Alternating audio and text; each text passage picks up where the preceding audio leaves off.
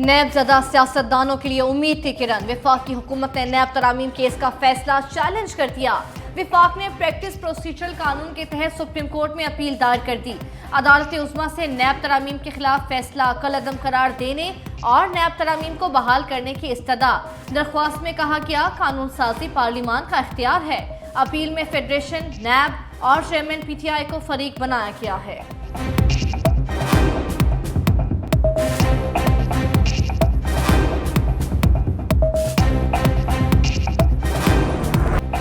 मईशत के इस्तेहकाम के लिए आर्मी चीफ के इक़दामात ने काम दिखा दिया।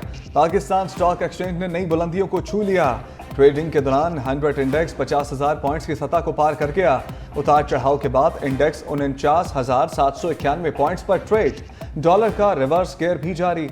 इंटरबैंक में डॉलर ₹1.08 कमी से ₹275.80 का हो गया। ओपन मार्केट में डॉलर ₹275.50 पर फरोख्त।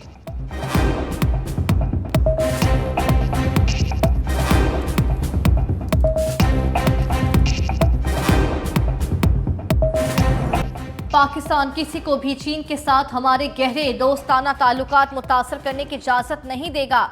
निगरान वज़ीर-ए-आज़म अनवारुल हक काकड़ का दबंग ऐलान। चीन के थिंक टैंक्स और स्कॉलर्स के वफ़द से गुफ्तगू करते हुए कहा कि पाकिस्तान के लिए चीन के साथ बिरादराना ताल्लुकात से ज़्यादा कोई और रिश्ता अहम नहीं। पाकिस्तान और चीन की लाजवाल दोस्ती हर मौके पर साबित कदम रही। CPEC एक इनकलाबी और फ्लैगशिप मंसूबा है जो न सिर्फ पाक चीन स्ट्रेटेजिक ताउन का मसर है बल्कि पायदार तरक्की के कौमी एजेंडे को आगे बढ़ा रहा है। CPEC की बदौलत गुज़िश्ता 10 साल में पाकिस्तान का मंजरनामा तब्दील हुआ। मुल्की इंफ्रास्ट्रक्चर में जिद्दत आई और नौजवान आबादी को तरक्की के मौके मिले।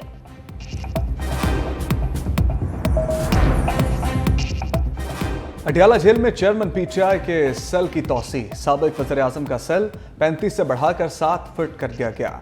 चेयरमैन PTI की घर के खाने और वर्जिश के लिए साइकिल मुहैया करने की दरखास्त। जज अबुल हसनात ने कहा खाना मुहैया करना जेल इंतजामिया का काम है। चेयरमैन PTI को वर्जिश के लिए मैनुअल के तहत साइकिल मुहैया करने के अहकाम जारी।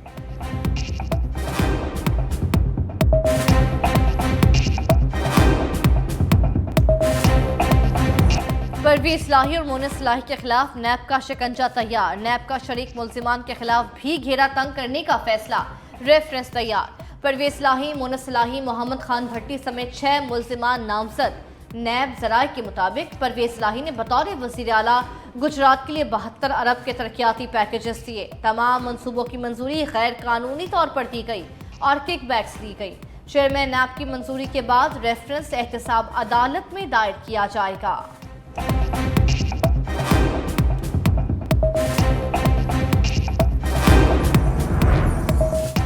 बिजली चोरी के सदेबाब के लिए हुकूमत का बड़ा इक़दाम। डिस्कोस के ग्रेड 17 के अफसर की दरखास्त पर FIR के इंदराज के लिए ऑर्डिनेंस लाने की तैयारी। डिस्कोस के ग्रेड 17 के अफसर की दरखास्त पर FIR काटी जा सकेगी।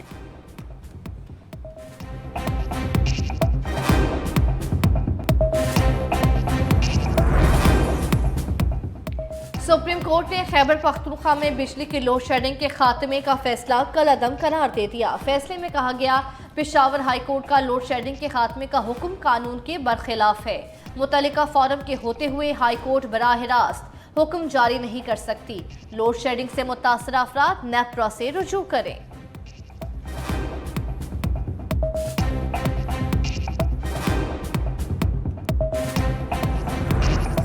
PIA को फंड्स तो ना मिले मगर जहाज उड़ना शुरू हो गए। PIA ने अपने जराये से फ्यूल का बंदोबस्त करके ऑपरेशन शुरू कर दिया। सियालकोट से शारजा जाने वाली परवाज 10 घंटे ताखीर के साथ रवाना। इस्लामाबाद से दुबई जाने वाली परवाज भी 11 घंटे ताखीर के बाद रवाना हुई।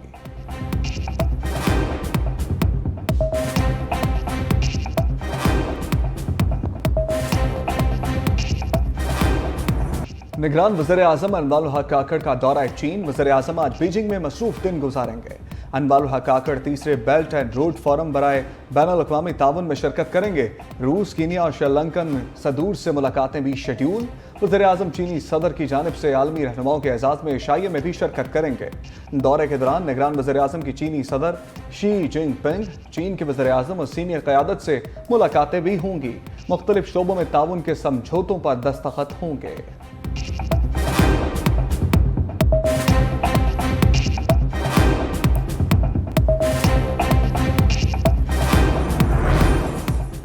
चेयरमैन पीटीआई और शाह महमूद कुरैशी पर फर्द जुर्म आयद न हो सकी। साइफर केस की समाअत अडियाला जेल में हुई।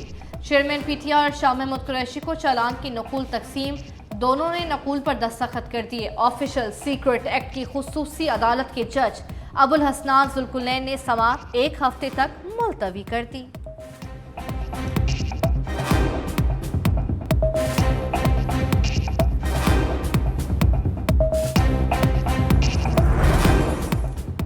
इस्लामाबाद हाई कोर्ट में शाह महमूद कुरैशी की साइफर केस में जेल ट्रायल के खिलाफ दरखास्त पर समाअत। चीफ जस्टिस आमिर फारूक ने रिमार्क्स दिए, 1-2 दिन में फरीकैन को तलब करके मामले पर ऑर्डर जारी करेंगे। शेर अफसल के केस में जेल नोटिफिकेशन से मुताल्लिक एक ऑर्डर दे चुके हैं। ये सारा मामला ट्रायल कोर्ट में देखना होता है। आपके केस में फरीकैन को बुलाकर पूछ लेते हैं।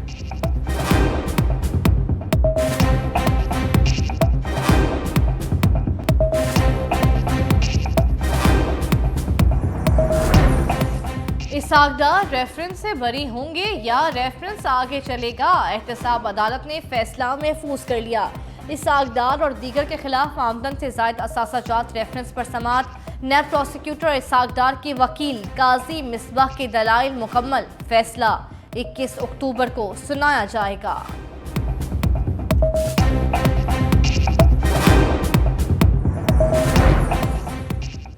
एवन फील्ड के मकीन का अगला स्टॉप अडियाला जेल या जाती उम्रा? नवाज शरीफ की वतन वापसी में 4 दिन बाकी। लीगी कायद को जेल जाने से कैसे बचाया जाए? नून लीग की कानूनी टीम ने हिकमत अमली तैयार कर ली। जराये के मुताबिक इस्लामाबाद हाई कोर्ट में अजीजिया और एवन फील्ड रेफरेंस में दरखास्त जमानत आज या कल दायर किए जाने का इम्कान। साबिक वज़ीर आज़म की सऊदी हुकाम से बैठक। अब तक 2 अहम मुलाकातें कर चुके हुसैन नवाज, नासिर जंजुआ समेत दीगर वफ्द के अरकान भी शरीक थे।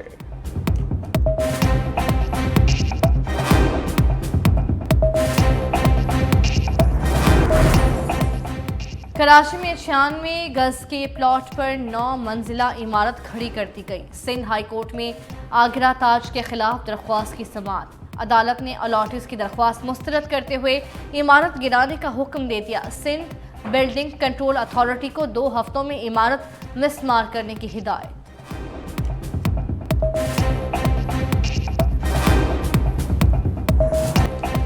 सर्दी की दस्तक, बादलों ने इस्तकबाल किया। लाहौर समेत मुल्क के मुत्तादिद शहरों में बारिश। लाहौर, फैसलाबाद, ननकाना साहब समेत मुख्तलिफ शहरों में बारिश के बाद नशीबी इलाकों में पानी जमा रहा। आज़ाद कश्मीर में भी काली घटाएं खूब बरसी। महकमा मौसमियात का कहना है बारिशों का सिलसिला मज़ीद चंद रोज जारी रहेगा।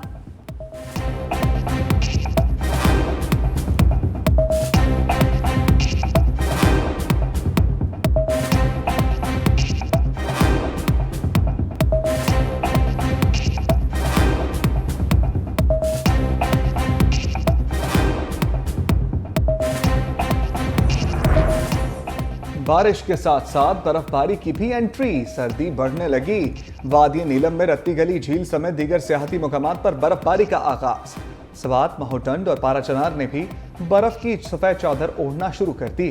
केरन, अपर नीलम, शारदा, अड़ंकेल में बारिश और पहाड़ों पर बर्फबारी की वजह से सर्दी की शिद्दत बढ़ गई। सयाह बड़ी तादाद में बर्फबारी का मजा लेने रत्ती गली बेस कैंप का रुख करने लगे।